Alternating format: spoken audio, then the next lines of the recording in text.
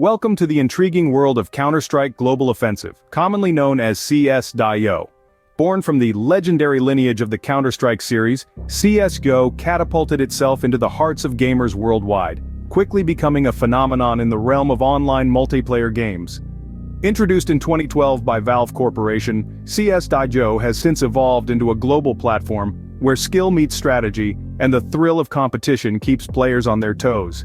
It's not just a game, it's a battlefield where each action has a ripple effect, where teamwork is paramount, and where every second counts. The game's competitive spirit is what keeps players returning for more, eager to refine their skills and climb the ranks. CS.io's popularity isn't just limited to the gaming community. It is seeped into mainstream culture, influencing everything from fashion to music. In the following scenes, we dive deeper into the mechanics and strategies of this competitive first-person shooter game. Now that you're aware of what CS.io is, it's time to understand the gameplay basics.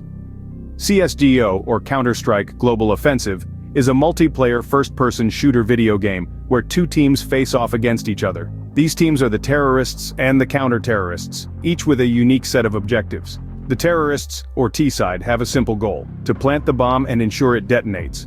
They come equipped with two bomb sites, A and B, and it's up to them to decide where to plant the bomb. It's a game of strategy and deception, as they need to outwit the counter-terrorists and keep them guessing.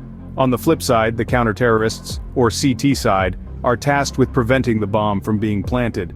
If the bomb does get planted, they must defuse it before it explodes. They need to be quick on their feet, anticipate the terrorists' moves, and react swiftly. While it may sound like a simple game of offense and defense, there's so much more to it. Teamwork and communication are crucial in CS.io. It's not enough to be a sharpshooter, you have to work together with your team. Whether it's coordinating attacks, sharing enemy locations, or planning strategies, effective communication can make the difference between victory and defeat. And let's not forget about the importance of timing. The game operates on a fixed time limit, and every second counts. Whether it's the time left to plant or defuse the bomb, or the time it takes to rotate between bomb sites, timing is of the essence. A well-timed attack or a last-second defuse can turn the tide of the game. So, how do you win a match in CS.io? Well, it's not just about eliminating the opposing team, it's about achieving your team's objective. For the terrorists, it's detonating the bomb. For the counter-terrorists, it's preventing the detonation or defusing the bomb. Whichever team achieves their objective or eliminates the opposing team, first wins the round. Win enough rounds, and you win the match. Remember, victory in CS.io demands strategy, teamwork, and impeccable timing. In CS.io, the battlefield's layout, or the map, is crucial to your game plan. Think of the map as your playbook. It's not just a backdrop for the fiery action, but an essential part of your strategy. A well-detailed map in your mind can be the deciding factor between victory and defeat. It's the difference between navigating a maze in the dark and having a detailed blueprint in your hands. Now let's take a closer look at some of the popular maps in CS.io. Each has its own unique characteristics and secret spots. Knowing these can give you a leg up on the competition. First up, we have Dust 2, a classic, and for good reason. This desert battleground is the epitome of balanced map design. It offers a mix of long sightlines for snipers and tight corners for close-quarters combat.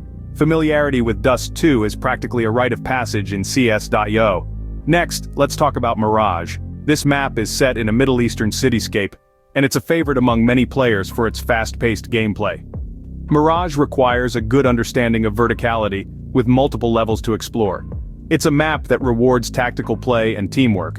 And then, we have Inferno. Set in an idyllic Italian village, Inferno is a smaller map with a complex layout. It's filled with narrow passages and tight corners, making it perfect for ambushes. Mastering Inferno requires careful planning and sharp reflexes. Remember, these are just a few examples. CS.io boasts a wide variety of maps, each with its own unique layout and strategic possibilities. Spend time exploring these maps. Learn the choke points, the vantage points, the hiding spots. Understand how to use the environment to your advantage.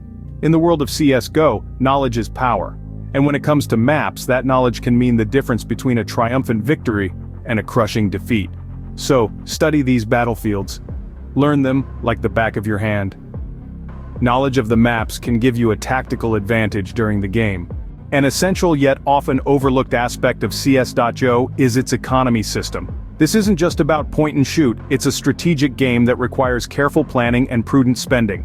In Counter-Strike Global Offensive, the in-game currency is as important as bullets. Players earn money by completing objectives, eliminating opponents, and even just surviving rounds. But it's how you spend this cash that can make or break your game. Every decision you make, from the type of weapon you buy to the equipment you invest in, influences your team's chances of success. It's not just about going for the most expensive or powerful gun. Sometimes a well-placed grenade can turn the tide of a match, and other times a simple smokescreen can provide the perfect cover for a surprise attack.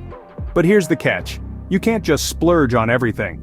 The amount of money you have at the start of each round is limited, and if you're not careful you could find yourself short on cash when you need it most. That's where the concept of eco rounds comes in. These are rounds where you intentionally spend less to save up for future rounds. So when should you save and when should you splurge? It's a delicate balance. If your team is winning, it can be tempting to buy the best equipment available. But remember, the tide of battle can change quickly. It might be wiser to save some cash for a rainy day. On the other hand, if your team is losing, it might be worth investing in better gear to try and turn things around. But be mindful not to bankrupt yourself in the process. Remember, a well-equipped player with no strategy is just a target with a fancy gun. It's not about having the best gear, it's about using what you have effectively. And that's it for the economy system of CS GO. It's a game within a game, a battle of wits and resources. It's a test of your strategic thinking and financial management skills. A well-managed economy can be the difference between victory and defeat. So, next time you jump into a match, remember, every dollar counts. The right tools can turn the tide of any battle, and in CS.GO, these tools are your weapons and equipment. In the world of Counter-Strike Global Offensive, the range of weapons and equipment is vast and diverse, each with its unique characteristics and purpose. Knowing your tools is the first step to victory. Let's start with the basics. Your primary weapons. These are your rifles and machine guns. Rifles such as the AK-47 and the M4A4 are the bread and butter of any CS.GO player. They offer a good balance of power, accuracy, and mobility. On the other hand, machine guns like the Negev, while they have a high rate of fire, are less accurate and slower to move around with. Next, we have secondary weapons, your pistols. These are your backup when your primary is out of ammo, or when you're in need of a quick, close-quarter solution. Pistols are lighter, allowing you to move faster, but they typically do less damage than primaries. Then there's the specialized category. The sniper rifles and shotguns. Sniper rifles like the AWP are your long-range solution, offering high damage and accuracy, but at the cost of mobility and reload speed. Shotguns, meanwhile, are perfect for close-range encounters, dealing massive damage but with limited range and slow reload times. Moving on to equipment. Grenades are essential for controlling the battlefield. Smoke grenades can obscure sightlines, flashbangs can disorient enemies, and Molotov cocktails can block paths or flush out enemies from hiding spots. Lastly, we have the utility items. Defuse kits for counter-terrorists can cut the bomb defusal time in half. Armor, both helmet and Kevlar, can significantly reduce damage taken from enemies. Each weapon and piece of equipment has its pros and cons, and understanding these is key. A shotgun might be great in a close-quarters map, but on a wide-open map, a sniper rifle could be more effective. Remember, it's not about having the most powerful weapon, but the right one for the situation. It's about knowing when to use that flashbang, when to switch to your pistol, when to buy that Kevlar.